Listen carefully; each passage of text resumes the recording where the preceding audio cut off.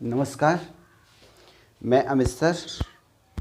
आज आपको पॉलिटिक में जो संविधान बनाया गया है ना, कॉन्स्टिट्यूशन बनाया गया, उसके बारे में मैं आपको कुछ आर्टिकल्स के बारे में डिफाइन करूँगा और पार्ट 1 में आपको समझाऊँगा किस तरह से एक जो संविधान सभा थी है ना, किस तरह से उनके माइंड में रहा, उन्होंने इसको किस तरीके से पार्ट 1 को डिफाइन किया। ठीक है, तो जब संविधान सभा की फर्स्ट मीटिंग होती है 9 दिसंबर 1946 को, संविधान सभा की जो फर्स्ट मीटिंग होती है 9 दिसंबर 1946 को, तो यहाँ पर क्या होता है, ये लोग जितने भी उसमें अंतरिम गवर्नमेंट में जितने मिनिस्टर थे या जो शामिल थे है ना, सदस्य जितने शामिल थे, उन लोगों ने एक क्योंकि भाई संविधान सभा को आगे बढ़ाना था है ना, अंग्रेज़ों ने कह रखा था कि आप पहले अपना संविधान बनाइए, कॉन्स्टिट्यूशन बनाइए है ना, अंतरिम सरकार को चला के दिखाइए, तभी हम आपको पूरी तरह आज़ाद करके चले जाएंगे। ये उनका एम था। तो संविधान सभा की जो फर्स्ट मीटिंग हुई है ना, फर्स्ट मीटिंग हुई उसमें इन्होंने अस्थाई अध्यक्ष को चुन लिया। अस्थाई अध्यक्ष बनाए गए सच्चिदानंद सिन्हा, श्री सच्चिदानंद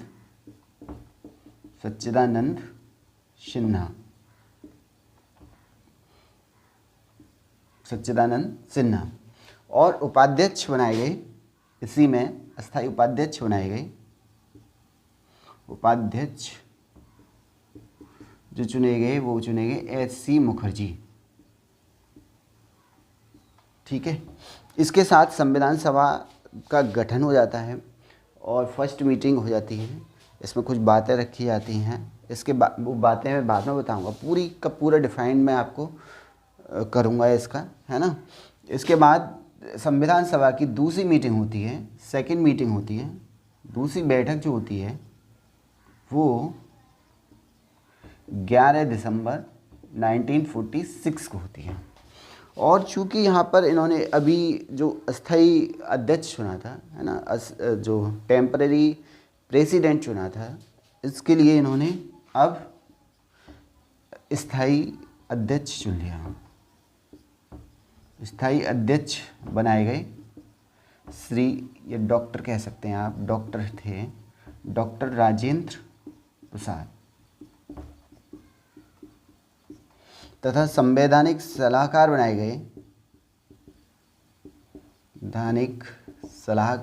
गए बी.एन. राव। ठीक है, यहाँ कुछ ये दो लोग चुने गए है ना, सेकंड मीटिंग में 11 दिसंबर 1946 को। इसके बाद थर्ड मीटिंग होती है, संविधान कॉन्स्टिट्यूशन जो सभा थी उसकी थर्ड मीटिंग होती है। थर्ड मीटिंग होती है 13 दिसंबर 1946 को। और यहाँ पर जितनी भी कमेटियाँ थीं वो सारी की सारी कमेटियाँ बना दी गई, जिसमें कि संघ समिति यानी संघ की जो कमेटी थी वो उसके जो हेड बनाए गए, अध्यक्ष बनाए गए, वो जे.एल. नेहरू बनाए गए। प्रस्तावना के जो अध्यक्ष थे वो भी जे.एल. नेहरू थे। राज्य समिति जो बनाई गई उसके भी अध्यक्ष कौन थे? जे.एल. नेहरू। तो जे.एल. नेहरू ने यहाँ पर जो संघ समिति, वो राज्य समिति, संघ समिति व राज्य समिति है ना, वो कह सकते हैं आप प्रस्तावना या उद्देश्य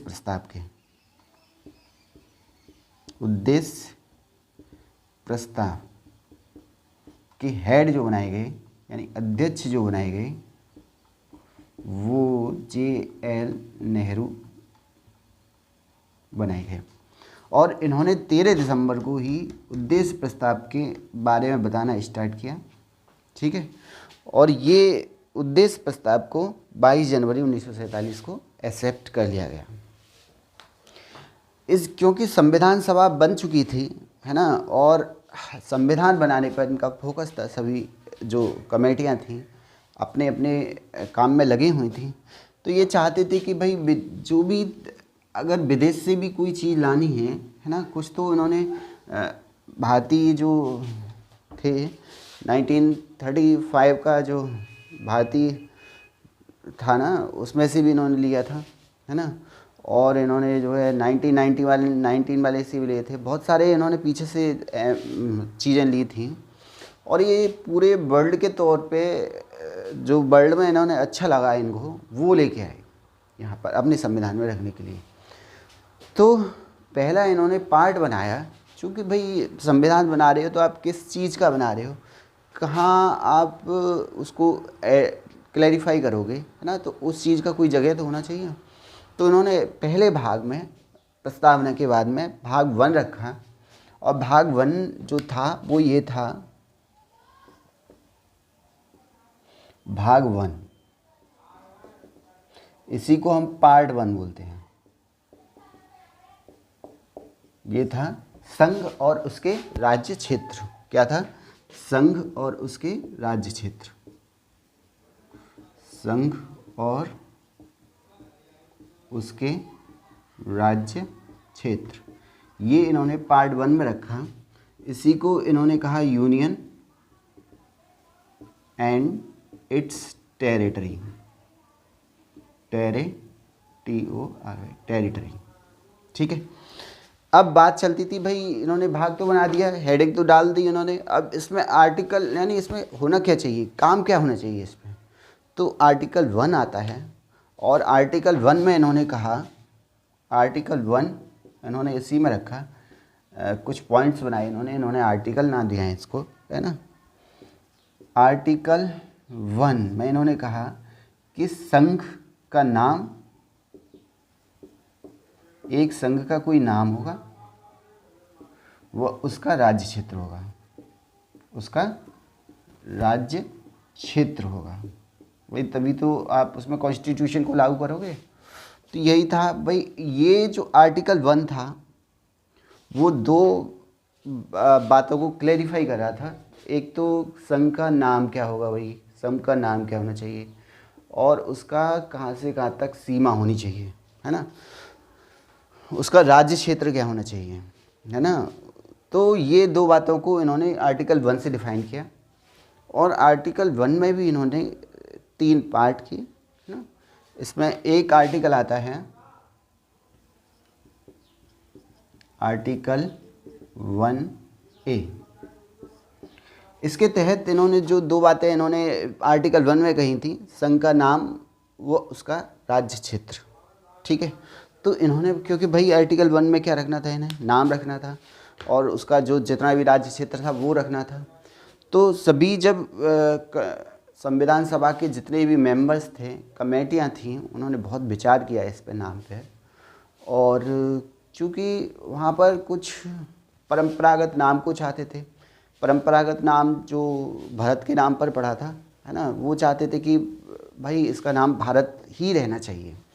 और कुछ जो विद्वान थे, या कुछ कह सकते हैं आप, कुछ जो मॉडर्न टाइप के जो उसमें सदस्य थे, वो चाहते थे कि इसका नाम, क्योंकि भाई भारत जो है अंग्रेज़ों का गुलाम रहा था, ये चाहते थे कि पूरे विश्व में भारत को इंडिया नाम से जाना गया है, तो इसका नाम इंडिया होना चाहिए। दोनों में टकराव की स्थिति ना हो, इस वजह से इन्होंने इस दोनों के नामों को आर्टिकल 1A ने दोनों नामों को एक्सेप्ट किया सर्वसम्मति से, जिसमें इन्होंने ये कहा कि संघ का नाम जो होगा वो, संघ का नाम जो होगा वो ये होगा भारत। भारत कहा इन्होंने संघ के नाम को। और भारत अर्थात भारत को इन्होंने क्या कहा, इंडिया। इंडिया, ठीक है। इन्होंने यही कहा कि भारत अर्थात इंडिया, दोनों नाम को एक्सेप्ट कर लिया गया। उन्होंने कहा भारत अर्थात इंडिया राज्यों का एक संघ होगा, राज्यों का एक संघ होगा, राज्यों का एक संघ होगा। जैसा कि इसमें दो बातों को इन्होंने डिफाइन किया है, एक तो नाम, मैंने कहा ना नाम को, क्योंकि टकराव की स्थिति बनी इन लोगों में तो इन्होंने दोनों नामों को एक्सेप्ट कर लिया। उन्होंने कहा कोई दिक्कत नहीं है, इंडिया भी रख सकते हैं और भारत भी कह सकते हैं। भारत तो क्योंकि इंडिया उस टाइम फेमस था इसलिए इन्होंने इंडिया रखा, और भारत को बहुत सारे लोग प्राचीन कल्चरल के नाम से, संस्कृति के नाम से भारत जानते थे, है ना, इसीलिए इसको भारत कहा गया, है ना। अब जो बात रियलिटी नाम से तो इनका टकराव हट गया। अब ये चाहते थे कि भाई राज्यों का एक संघ किस तरीके से बनाया जाए इसको, है ना, स्टेट का यूनियन किस तरीके से बनाए, क्योंकि उस टाइम बहुत सारे विद्वान थे और इन्होंने पूरा वर्ल्ड में जो है खोजबीन जारी रखी और इन्होंने देखा कि उस टाइम दो तरीके के कॉन्स्टिट्यूशन वर्ल्ड में फेमस थे। एक था जो है कॉन्फेडरेशन और एक था फेडरेशन, ठीक है। कॉन्फेडरेशन और फेडरेशन होता क्या है, कॉन्फेडरेशन को एक परिसंघ कहते हैं और फेडरेशन को एक संघ ही कहते हैं, जैसे यूनियन को संघ कहते हैं ऐसे ही फेडरेशन को क्या कहते हैं, एक संघ कहते हैं। इनकी कुछ विशेषताएं होती हैं अपने आप में, जैसे कि कॉन्फेडरेशन की अगर मैं बात करूं तो दोनों में मैं डिफरेंस बता देता हूं, है ना। तो डिफरेंस बिटवीन कॉन्फेडरेशन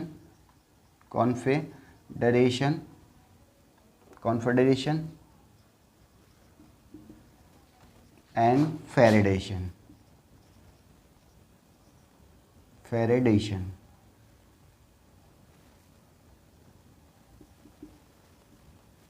ठीक है, कॉन्फेडरेशन एंड फेडरेशन, ठीक है। फेडरेशन रहेगा, कॉन्फेडरेशन, फेडरेशन, इनमें अंतर क्या है, इसको परिसंघ बोलते हैं और इसको बोलते हैं संघ, ठीक है। परिसंघ क्या होता है और संघ क्या होता है। परिसंघ क्या होता है कि दुनिया में कोई भी दो या दो से अधिक देश एक साथ एक संघ बना लेते हैं, है ना, और वो क्या करते हैं, दो या दो से अधिक देश, दो या दो से अधिक देश एक कॉन्फेडरेशन बना लेते हैं जो कि बाकी दुनिया में एक देश के समान व्यवहार करते हैं, है ना, बाकी दुनिया से एक देश की तरह रहते हैं, ठीक है। जहाँ इनका एक देश में एक सेंट्रल गवर्नमेंट होगी, केंद्रीय सरकार होगी,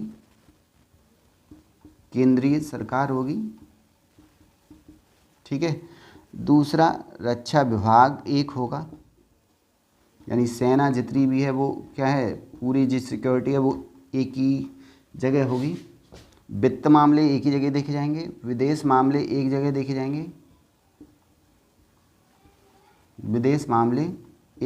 जाएंगे, ठीक है। ये होता क्या है कि दो देश होते हैं वो मिलकर एक परिसंघ बना लेते हैं, है ना, जो कि बाहरी दो जितने भी देश बचे हैं उनसे एक देश की तरह व्यवहार करते हैं, जिसमें केंद्रीय सरकार होगी, रक्षा विभाग होगा, विदेश विभाग होगा, है ना, और इकोनॉमी जितना भी व्यापार होगा वो सारा का सारा एक ही तरह से होगा। और यहाँ पर क्या होता है, परिसंघ में दो या दो से अधिक राज्य, है ना, दो या दो से अधिक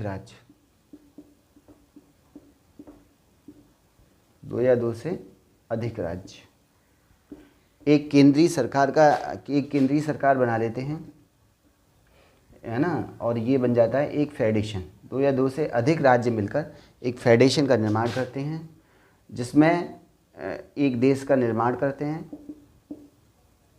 है ना, और जिसमें केंद्रीय सरकार होती है,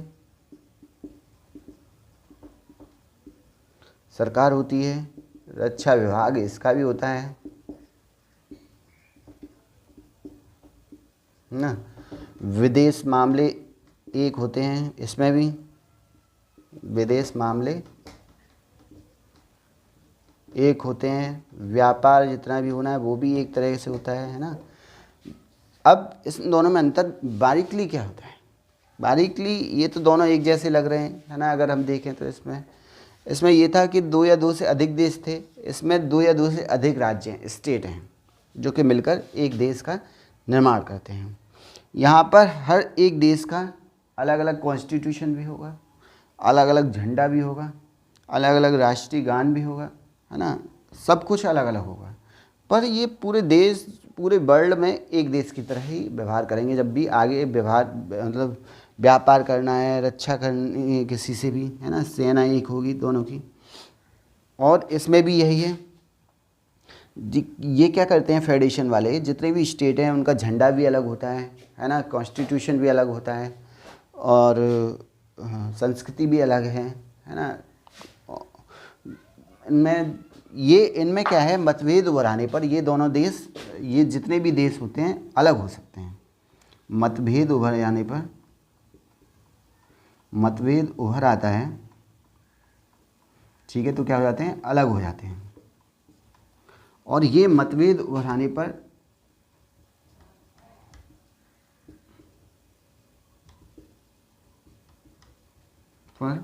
अलग हो सकते हैं।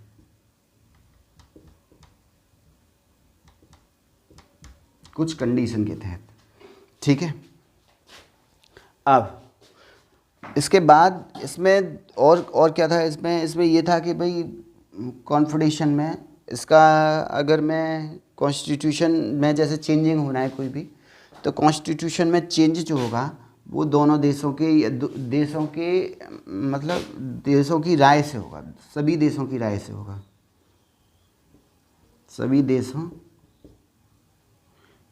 की राय से होगा, ठीक है।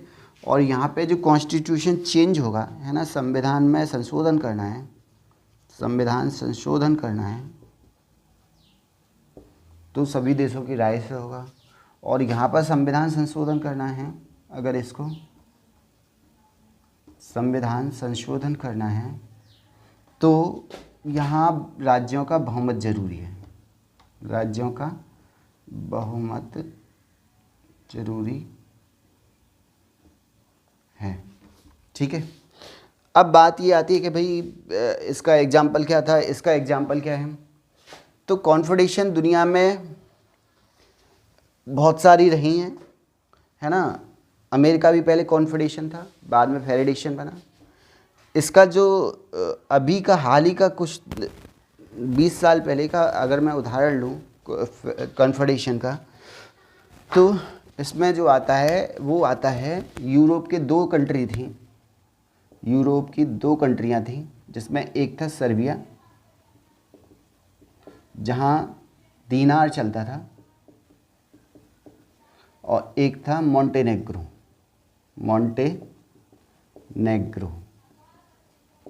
जहाँ यूरो चलता था। क्या चलता था? यूरो चलता था। दोनों में करेंसियाँ अलग अलग थी, फिर भी इन्होंने क्या बनाया, एक कॉन्फेडरेशन बनाया, कॉन्फेडरेशन बनाया बाकी देशों से। और इन्होंने बनाया था 4 फरवरी 2003 को, ठीक है। बाकी देशों से इनका जो व्यापार होता था वो एक देश की तरह होता था। रक्षा, एक सेना थी इन दोनों देशों की, है ना। विदेशी मामले जो देखे जाते थे दोनों देशों के, एक ही विदेश मंत्रालय देखता था, केंद्रीय सरकार थी इसमें नाम मात्र की, है ना। और इनमें मतभेद उभर आया, है ना। कॉन्फेडरेशन पर चल रहे थे 4 फरवरी 2003 से, और इनमें मतभेद उभरा। मतभेद उभरने पर इन्होंने कॉन्फेडरेशन से 2 जून 2006 को कॉन्फेडरेशन से क्या हो गए, अलग हो गए। कॉन्फेडरेशन इन्होंने टूट गया, है ना। तो ये था कॉन्फेडरेशन का एग्जाम्पल हाल ही का। और अगर मैं फेडरेशन की बात करूं तो यहाँ पर यूएसए जो था, फेडरेशन की बात करूं, फेडरेशन यूएसए था, यूएसए है। यूएसए में क्या है, 50 स्टेट हैं, जिनका अलग अलग झंडा है। झंडा क्या है? अलग अलग। झंडा अलग अलग हैं सभी के, ठीक है। संविधान अलग अलग है सभी का, संविधान अलग अलग है। संस्कृतियाँ अलग अलग हैं, है ना। और मतभेद और सभी जो इनके जो गवर्नर होते हैं, है ना, गवर्नर जो इनका जनता के द्वारा चुना जाता है। हर एक स्टेट का गवर्नर को जनता चुनती है, ठीक है। मतभेद उभर आने पर ये केंद्रीय सरकार से अलग हो सकते हैं। जैसे कि अभी बाइडेन चल रहा है ना, तो बाइडेन से अगर संघ से मतभेद उभरते हैं तो ये स्टेट जो है अलग हो सकते हैं। पर कुछ जो सुप्रीम कोर्ट के फैसले ऐसे रहे कि ये अब जो स्टेट हैं चाहकर भी अब संघ से अलग नहीं हो सकते, ठीक है फेडरेशन ही है।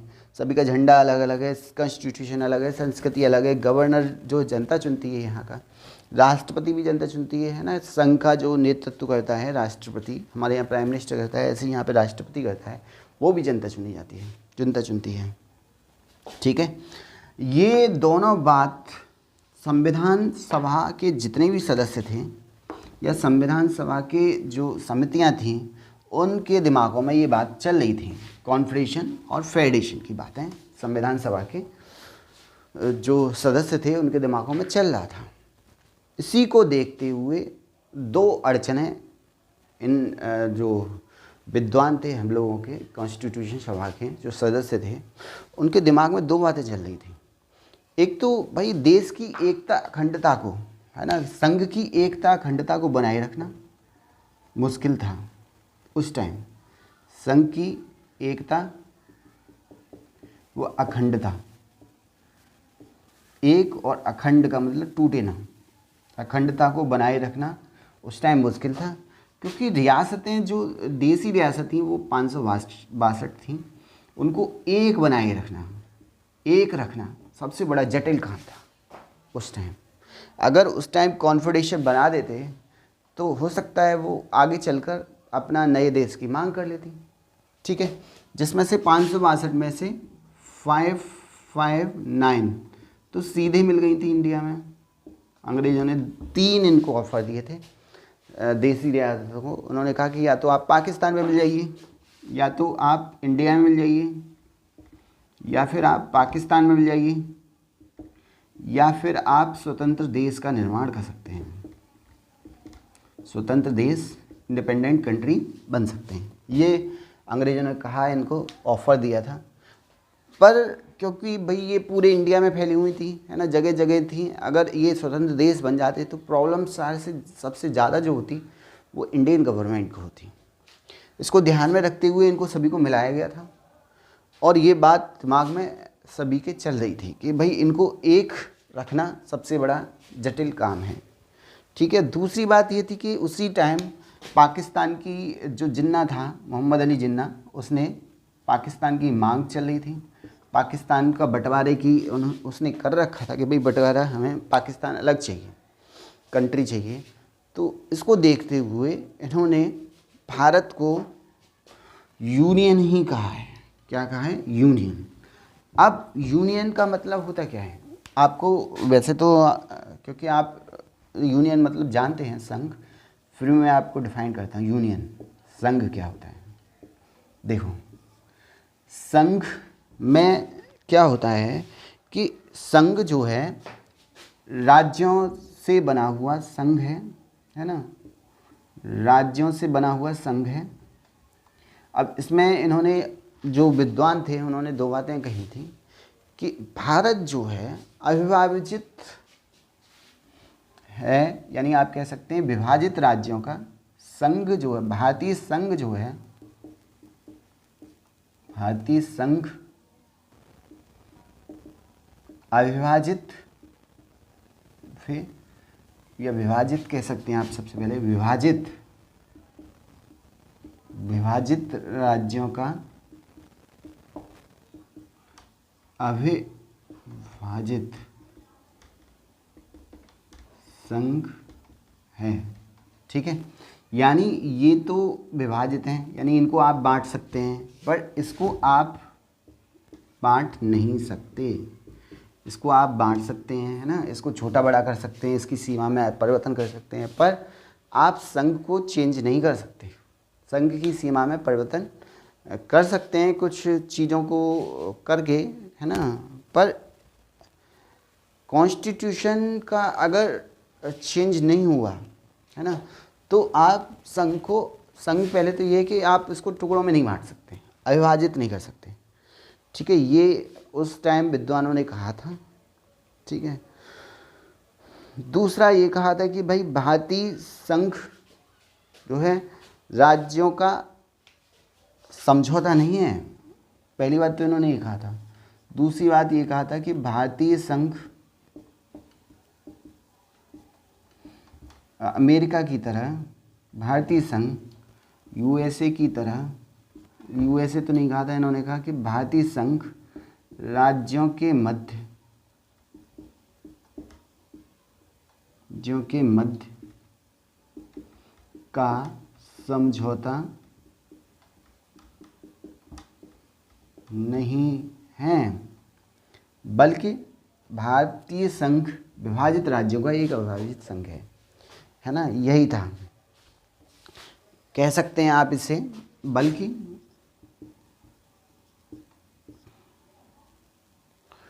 विनाशी राज्यों का, आप इस तरीके से कह सकते हैं, विनाशी राज्यों का अविनाशी संघ है, अविनाशी संघ है। ये था इसमें, इन्होंने इसको बड़ी अच्छे से डिफाइन किया। उन्होंने ये कहा था कि भाई अगर आप भारत के स्टेट हैं तो उसको छोटा बड़ा हटा सकते हैं, है ना, ख़त्म भी कर सकते हैं स्टेट को, बट संघ को आप विभाजित नहीं कर सकते हैं। Union, that is the union. यहाँ पर क्या होता है यूनियन में, है ना, पूरे संघ में एक केंद्रीय सरकार होती है, जिसके फैसले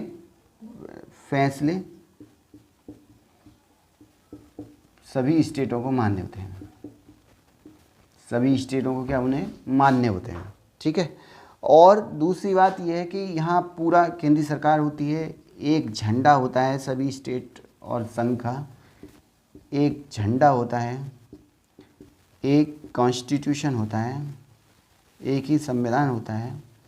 संविधान में अगर चेंजिंग करनी है ना, संविधान में अगर चेंजिंग करनी है तो ये बहुमत से होता है, संघीय बहुमत से होता है, संघ ही कर सकता है।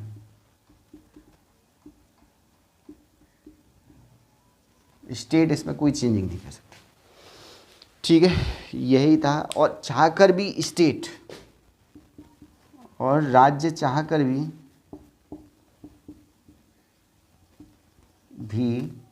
संघ से अलग नहीं हो सकते।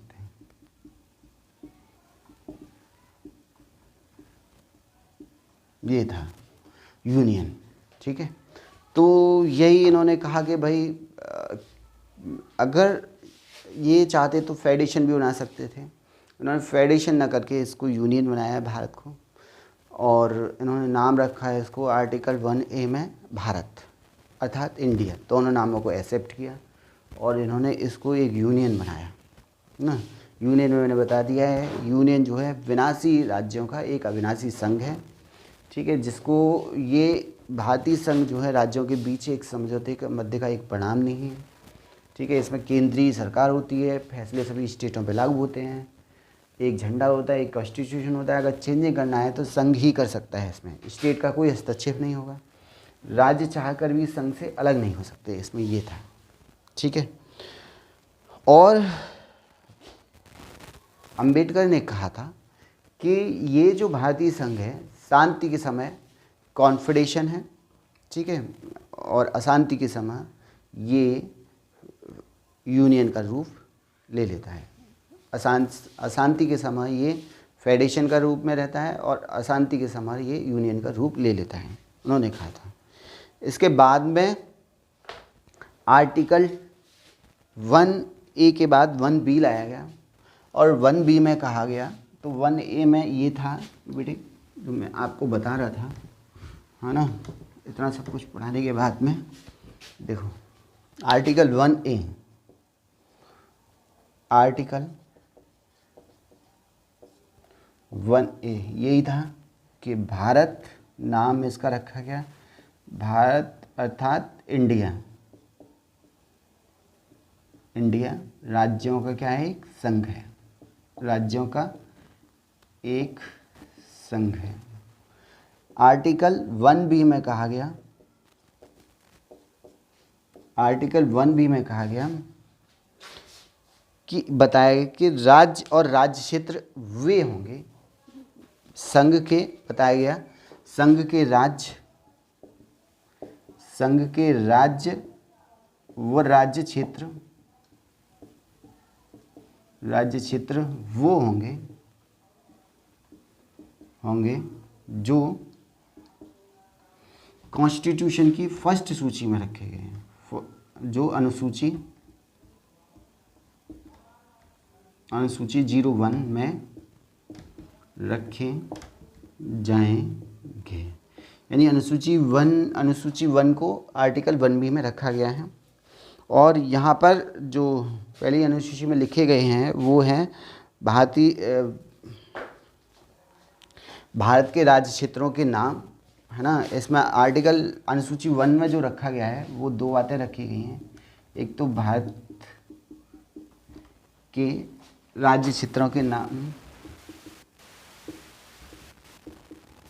क्षेत्रों के नाम, और दूसरा है राज्य क्षेत्रों की भौगोलिक सीमाएं, राज्य क्षेत्रों की भौगोलिक सीमाएं। 2 बातें इसमें अनुसूची 1 में कही गई हैं।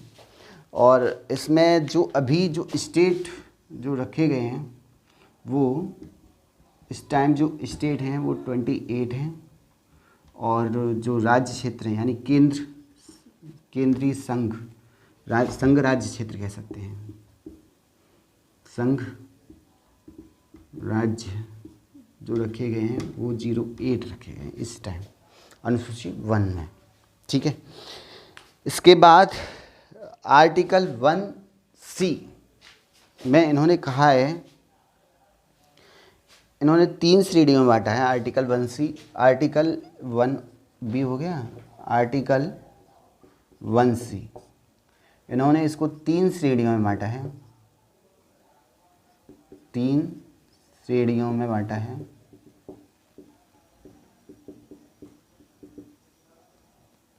नंबर 1 इन्होंने कहा है राज्यों का राज्य क्षेत्र, पहले में कहा है राज्यों का राज्य क्षेत्र क्या होगा, राज्यों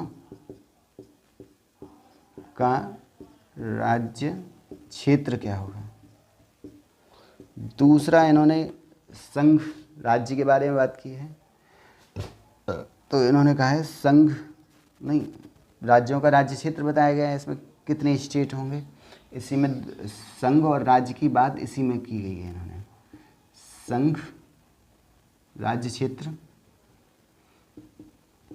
संघ राज्य क्षेत्र क्या होंगे, है ना, और राज्य क्षेत्र क्या होंगे, 2 बातों को इसमें इन्होंने कहा है। तीसरा इन्होंने कहा, दूसरा इसमें कहा है संघ का राज्य क्षेत्र, राज्य क्षेत्र यानी सीमा क्या होगी, पूरे संघ की जो भारतीय संघ बनाया है इन्होंने उसकी सीमा क्या होगी, ठीक है। तीसरा है कि भविष्य में अगर कोई भारतीय संघ भविष्य में कोई राज्य अर्जित करती है, भविष्य में कोई राज्य अर्जित करती है,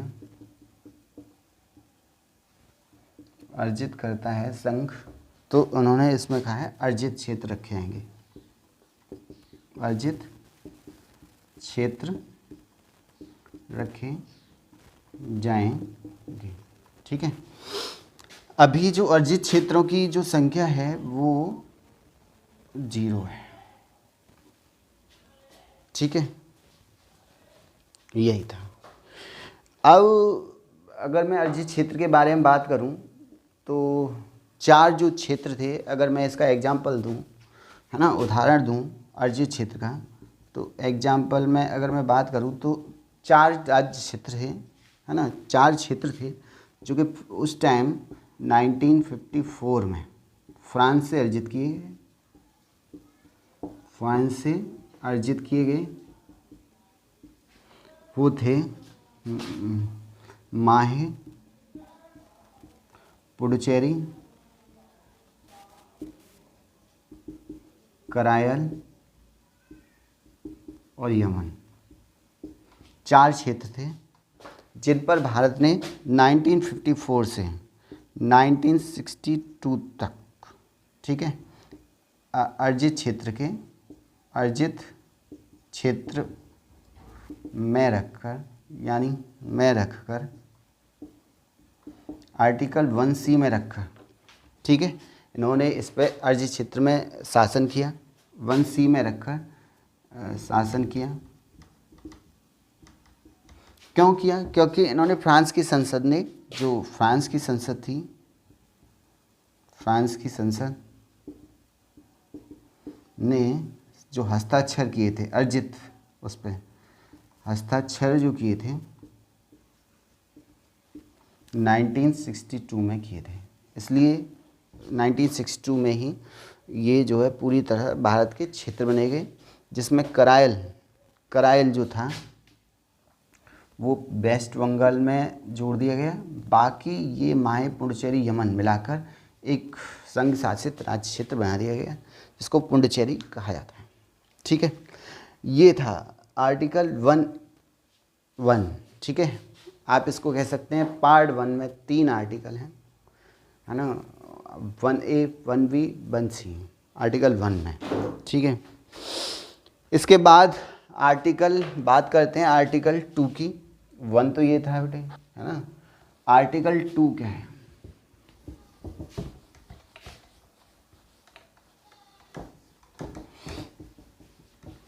आर्टिकल 2 में इन्होंने कहा है कि संसद यानी संघ, ठीक है, संघ के बाहर नए राज्यों का प्रवेश या स्थापना।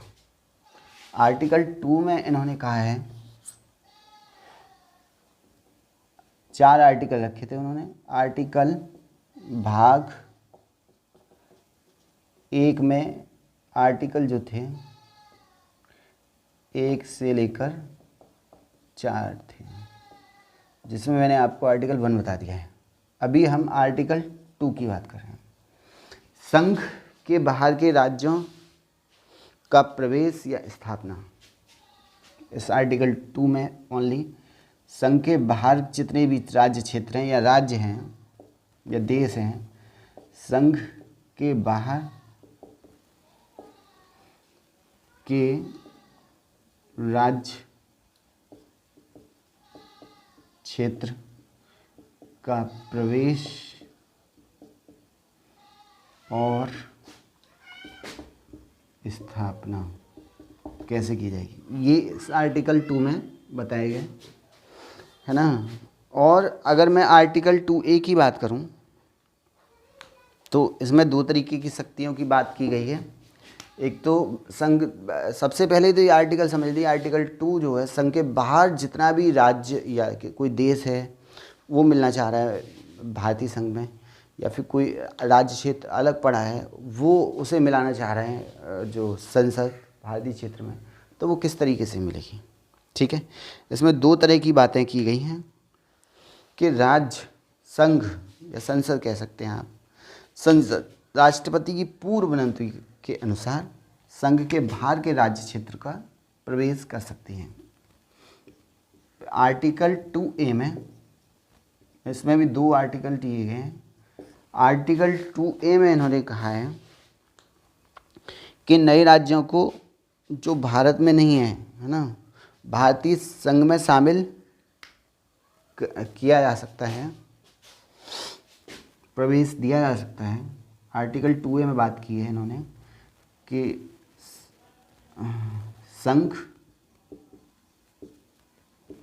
संघ के बाहर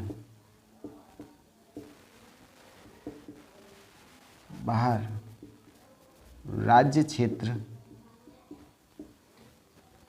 के प्रवेश को मान्यता दी गई है। ठीक है। और आर्टिकल 2B में इन्होंने कहा है कि जो आपने संघ के बाहर के राज्य क्षेत्र को मिलाया है, संघ के बाहर, है ना, राज्य क्षेत्र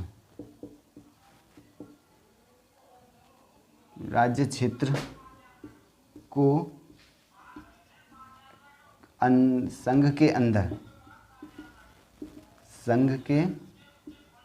अंदर राज्य की स्थापना के बारे में बताया गया है आर्टिकल 2B में। ठीक है। अगर कोई भी संघ का हिस्सा नहीं है, वो इससे जो है भारतीय संघ का हिस्सा नहीं है और भारत में मिलाना चाह रहे हैं, तो इन दोनों आर्टिकल से मिल सकता है। ये केस आया 1974 में, जहाँ पर सिक्किम में जब राजतंत्र का बदहाली हुई तो वहाँ पर जनमत संग्रह कराया गया और जनमत संग्रह ने जो है सिक्किम के लोगों ने भारत के पक्ष में वोट दिया। तो भाई भारत के पक्ष में वोट दिया तो 2A के तहत सिक्किम को 1974 में सिक्किम को, है ना, सिक्किम को 35वें संविधान संशोधन के तहत, कौन सा संविधान संशोधन किया इन्होंने?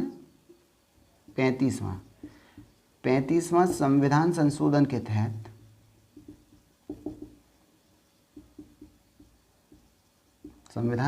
के तहत सिक्किम को क्या बना दिया है ना, सह राज्य बनाया,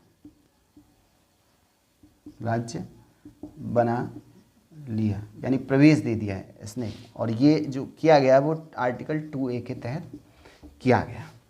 ठीक है। इसके बाद में 1975 में, ठीक है, 36वां संविधान संशोधन हुआ, 36वां संविधान संशोधन हुआ, जिसके तहत सिक्किम को पूर्ण राज्य का दर्जा दिया गया, पूर्ण राज्य बनाया गया। ठीक है। ये जो पूर्ण राज्य बनाया गया, राज्य की स्थापना की गई, वो आर्टिकल 2B के तहत इंडिया में की गई। और ये जो बना था वो 22वां राज्य बना था, 22वां राज्य बना था। ठीक है। ये था उस टाइम जो बना था, 22वां राज्य बना था। ये आर्टिकल 2 के बारे में यहाँ मैंने डिफाइन किया। तो अभी तक जो आपने आर्टिकल पढ़े वो 1 पढ़ा और 2 पढ़ा। अब आर्टिकल 3 क्या कहता है? आर्टिकल 3 के बारे में मैं आपको बताने जा रहा हूँ, है ना। आर्टिकल 3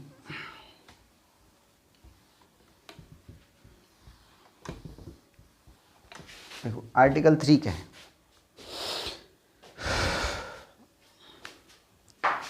आर्टिकल 3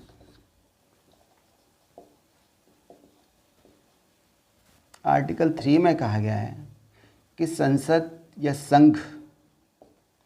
संसद को यह अधिकार है,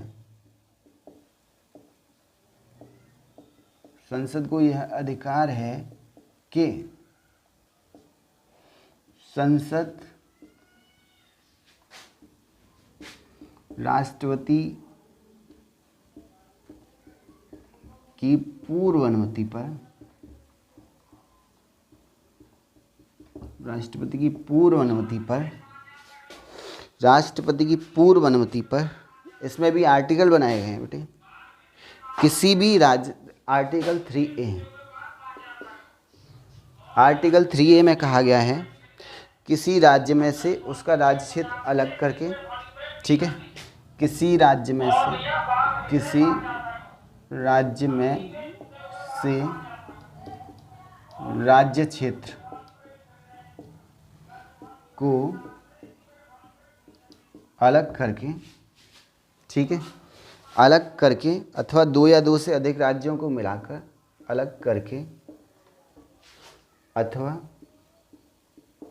दो या दो से अधिक राज्यों को मिलाकर दो या दो से अधिक राज्यों को मिलाकर अथवा दो या दो से अधिक राज्यों के क्षेत्रों को राज्यों को मिलाकर, ठीक है, क्षेत्रों को अथवा किसी राज्य क्षेत्र को किसी राज्य क्षेत्र के भाग के साथ मिलाकर अथवा किसी राज्य क्षेत्र को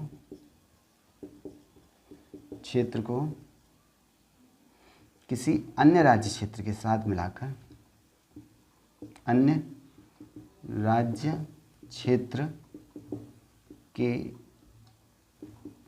साथ मिलाकर, ठीक है, एक नए राज्य की निर्माण कर सकती है।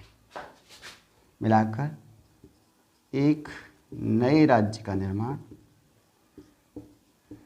निर्माण संसद कर सकती है।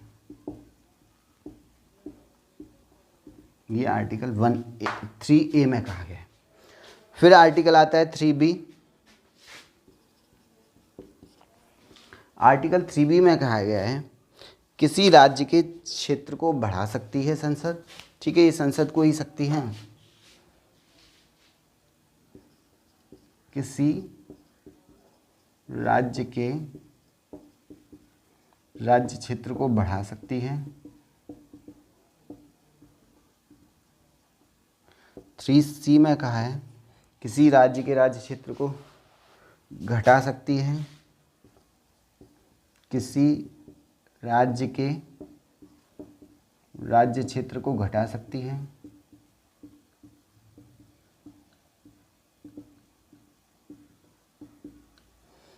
थ्री डी में कहा गया है संसद किसी राज्य की सीमा में परिवर्तन कर सकती है।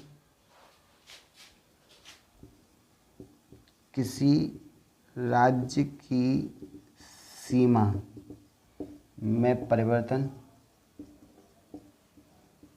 कर सकती है। 3E में कहा गया है किसी राज्य के नाम को चेंज कर सकती है। किसी राज्य के नाम को बदल सकती है। ये संसद को आर्टिकल 3 के अकॉर्डिंग शक्ति दी गई है। ये 5 शक्तियाँ दी गई हैं, ठीक है।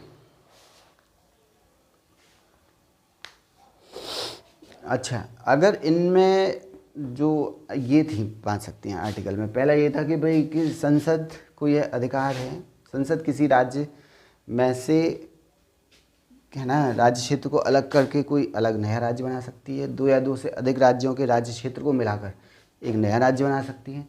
किसी राज्य क्षेत्र को किसी राज्य में मिलाकर ही राज्य क्षेत्र बनाकर एक नए राज्य का निर्माण कर सकती है। संसद किसी राज्य के क्षेत्र को बढ़ा सकती है। संसद किसी राज्य के क्षेत्र को घटा सकती है। राज्य की सीमा में परिवर्तन कर सकती है संसद, और किसी राज्य के नाम को भी बदल सकती है। ये आर्टिकल 3 में संसद को शक्तियाँ दी गई हैं। इसके बाद इस आर्टिकल के संबंधों में 2 शक्तियों का उल्लेख किया गया है, जिसमें नंबर 1 आती है आर्टिकल 3 में 2 शक्तियां दी गई हैं। आर्टिकल 3 में 2 शक्तियों के बारे में कहा गया है। नंबर एक, अगर आपको किसी मतलब राज्य को सीमा को चेंज करना है ना, तो आपको अध्यादेश राष्ट्रपति की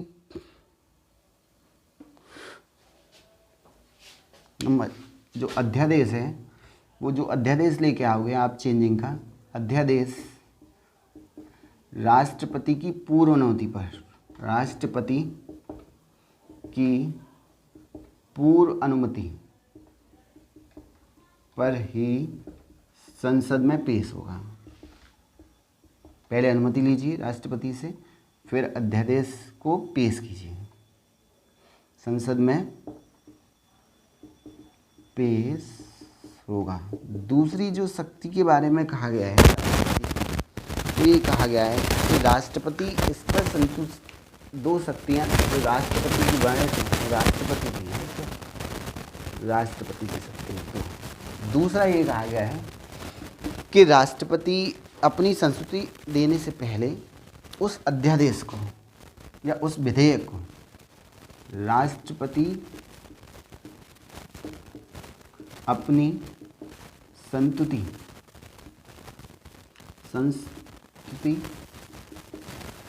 देने से पहले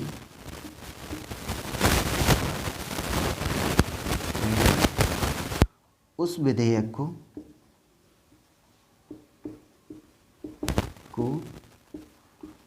उस राज्य की विधानसभा में ये मत जानने के लिए भेज सकता है, विधानसभा में उनका मत जानने के लिए भेज सकता है, का मत जानने के लिए एक समय सीमा के लिए भेज सकता है, के लिए भेज सकता है। अगर उस समय सीमा में राज्य की विधान परिषद ने, है ना, उस समय सीमा में अगर राज्य की विधान परिषद ने कोई भी जवाब नहीं दिया, कोई भी उनका मत नहीं आया, कोई भी मत नहीं आया विधानसभा का, ठीक है, तो उस समय सीमा को बढ़ा भी सकता है राष्ट्रपति, समय सीमा बढ़ा भी सकता है, ठीक है,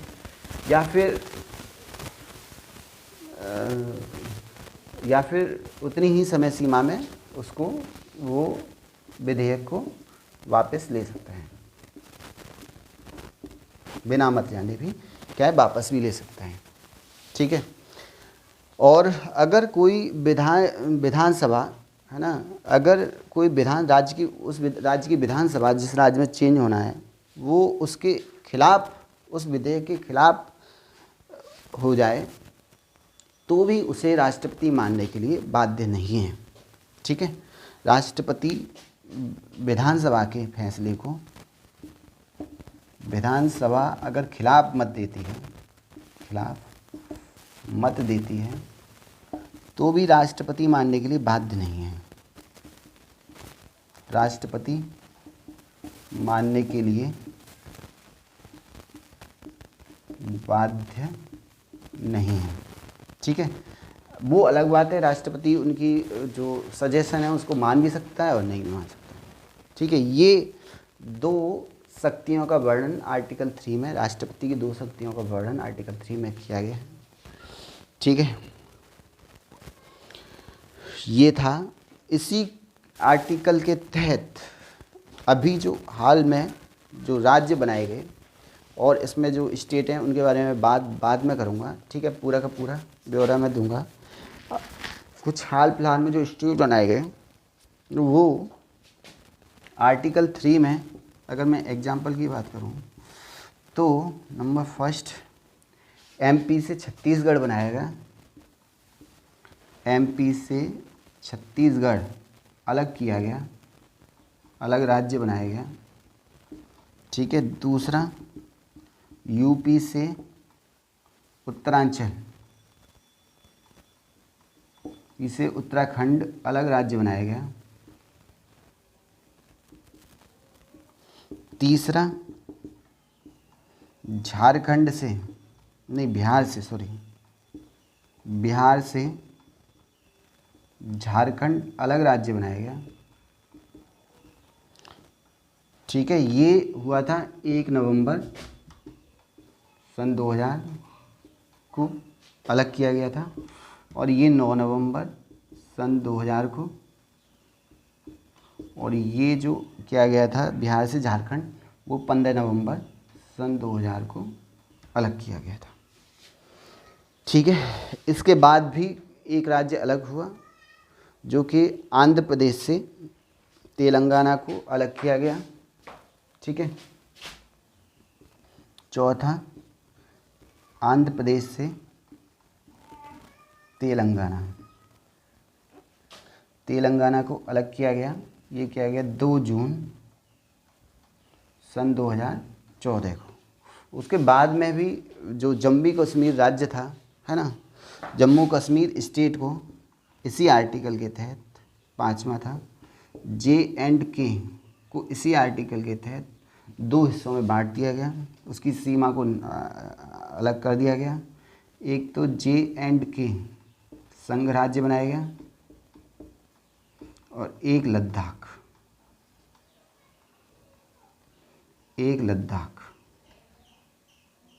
संघ राज्य बनाया गया।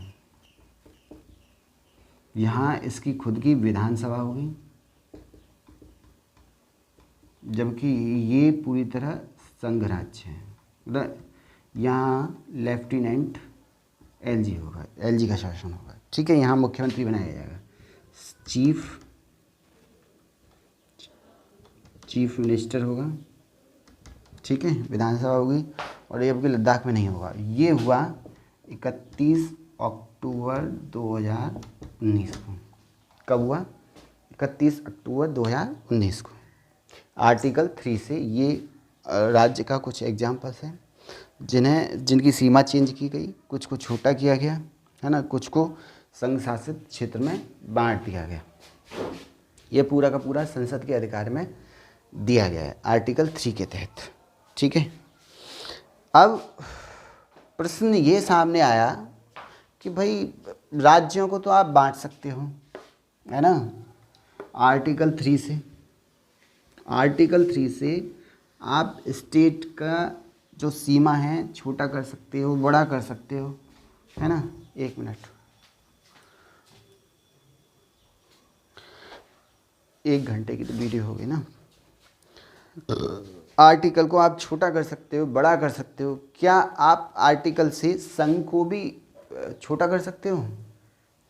ये प्रश्न 1960 में तब उठा जब रेडक्लिफ ने सीमा बंटवारे के समय बेरुवाड़ी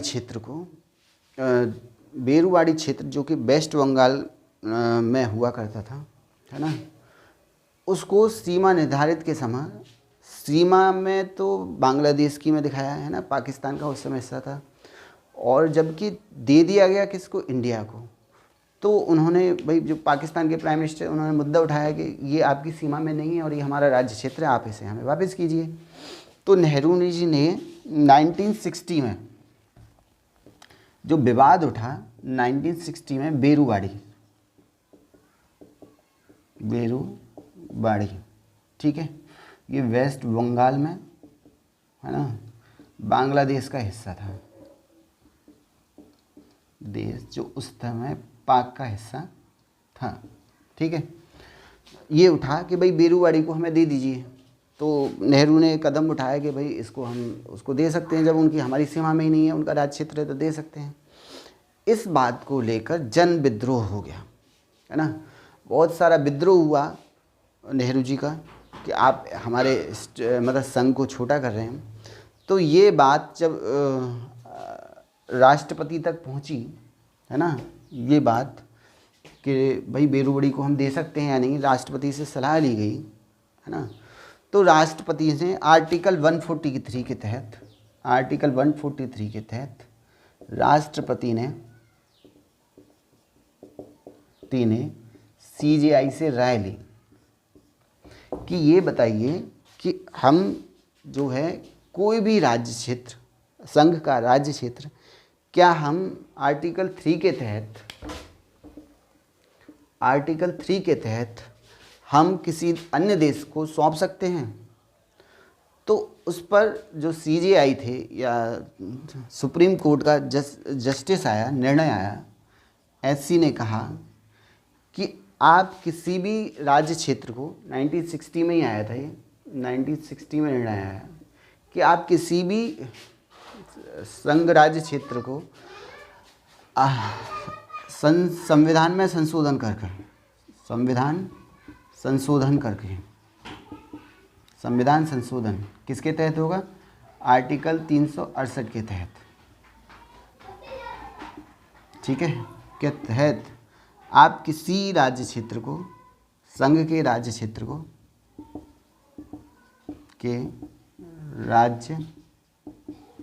क्षेत्र को, किसी विदेशी को दे सकते हैं, ठीक है, ये था।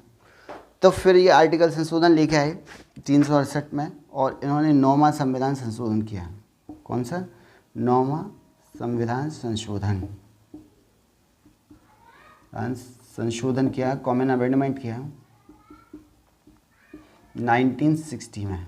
और जो बेरूवाड़ी जगह थी, बेरूवाड़ी जो जगह थी, है ना, वो बांग्लादेश, जो उस टाइम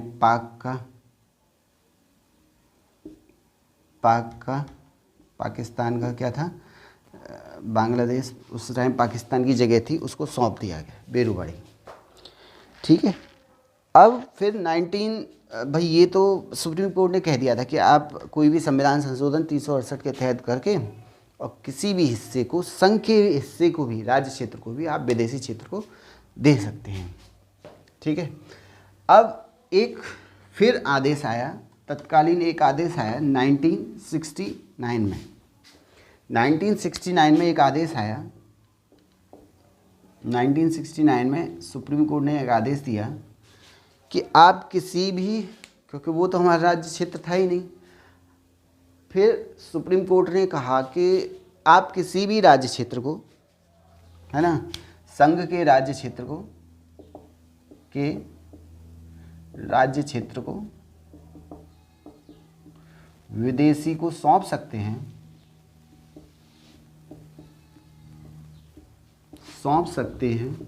सकते हो बिना आर्टिकल 368 में संशोधन किए, बशर्ते उसने एक शर्त लगा दी कि भारतीय संघ क्षेत्र कम ना हो, ठीक है। ये था, है ना, 1969 में। फिर बाद में एक विवाद आया, है ना, जिसमें कि फिर बांग्लादेश से एक विवाद आया था, जिसमें 111 एनक्लेव थी जिस पर मुस्लिम बस्ती थी जो इंडिया में थे, जो कि, और 151 एनक्लेव यानी 51 गाँव थे जो कि बांग्लादेश में हिंदू बाहुल्य क्षेत्र थे, वो भारत को दिए जाने थे और ये पाकिस्तान को दिए जाने थे, ठीक है। इसके बाद में कच्चा तिबू इंदिरा गांधी ने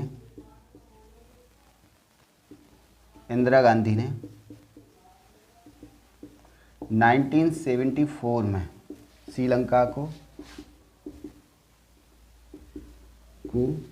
बिना किसी अमेंडमेंट के, है ना, कोई संशोधन नहीं किया, बिना किसी अमेंडमेंट के, बिना कॉमन अमेंडमेंट के, यानी बिना किसी संविधान संशोधन के, है ना, कॉन्स्टिट्यूशन अमेंडमेंट के, बिना किसी अमेंडमेंट के श्रीलंका को सौंप दिया।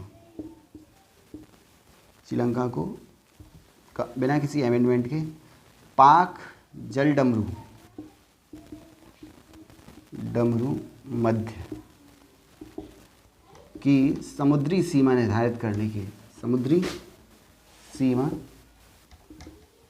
निर्धारण, यहाँ पे भी सीमा विवाद को सुलझाने के लिए कहा था इसने, सुप्रीम कोर्ट ने विदेशी को सौंप सकते हैं सीमा निर्धारण के लिए, ठीक है, इसी के तहत इन्होंने, इंदिरा गांधी ने, ये जल जो कच्चा तिबू था, एक द्वीप था, वो उसने श्रीलंका को दे दिया था समुद्री सीमा निर्धारण करने के लिए, पाक जल डंडों की सीमा निर्धारण करने के लिए।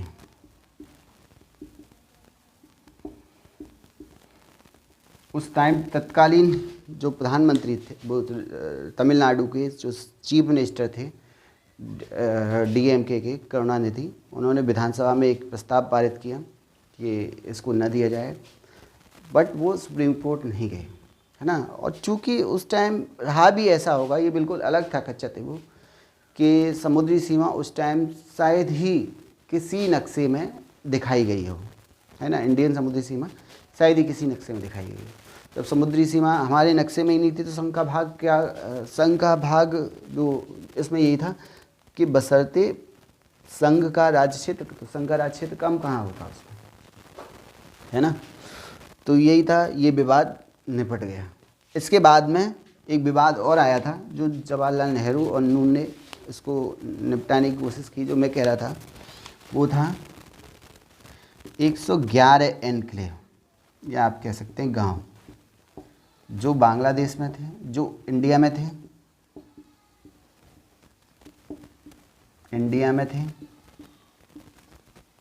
है ना, वो बांग्लादेश को देने थे, देश को देने थे। और 51 गांव जो हिंदू बाहुल्य थे, हिंदू बाहुल्य थे, वो इंडिया में आने थे।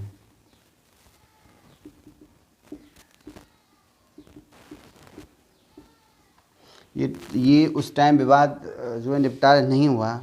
फिर कांग्रेस सरकार आई, 2013 में भी विवाद का निपटारा करना चाहा, है ना, और तब भी नहीं हो पाया, क्योंकि इसमें जो थी, जो संघ की ज़मीन ज़्यादा थी हमारे भारतीय संघ की, और इसकी जो बरगद ज़मीन थी वो कम थी, 51 गाँव में कम थी और 111 में ज़्यादा थी, तो इसमें कॉमन अमेंडमेंट के बिना दे ही नहीं सकती थी।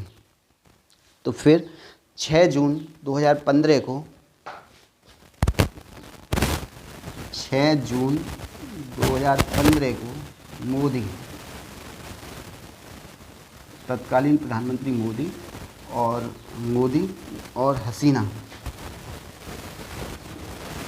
ने LBA, लैंड बॉर्डर एग्रीमेंट, ठीक है, जमीन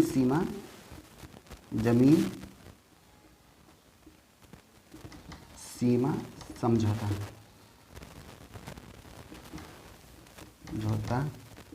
के तहत, ठीक है, 100वां संविधान किया है इन्होंने, संशोधन का 100वां संविधान संशोधन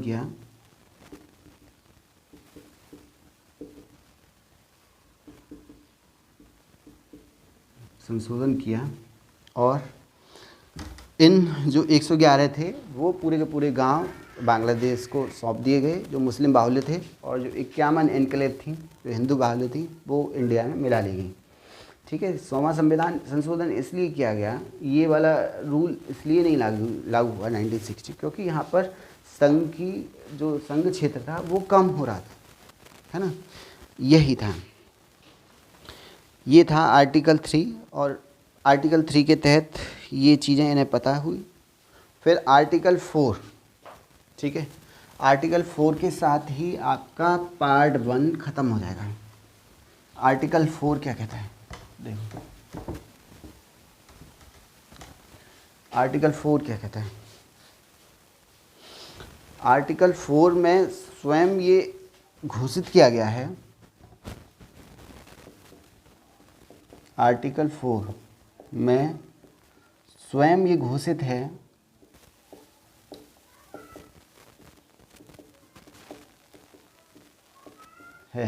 कि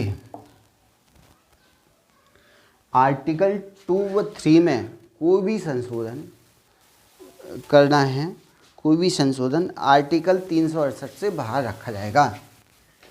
स्वयं घोषित है कि आर्टिकल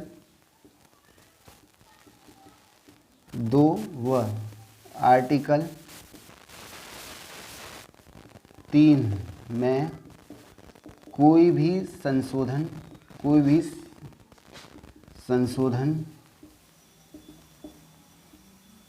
आर्टिकल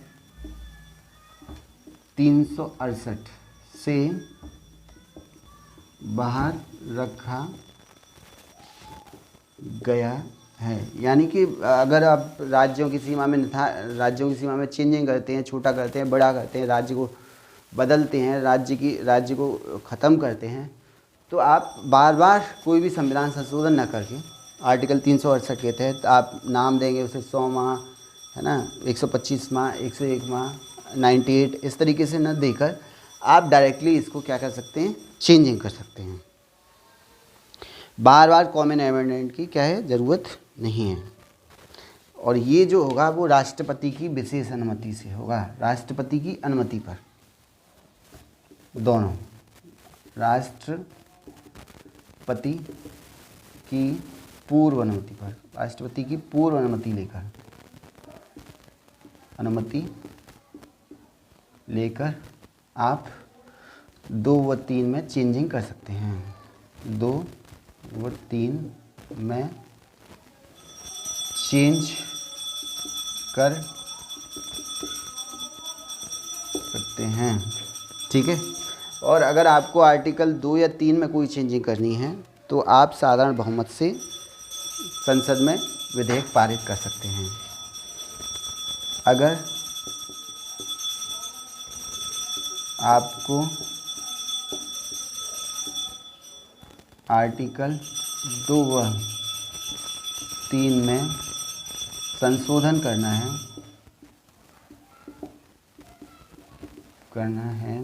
तो आप साधारण बहुमत से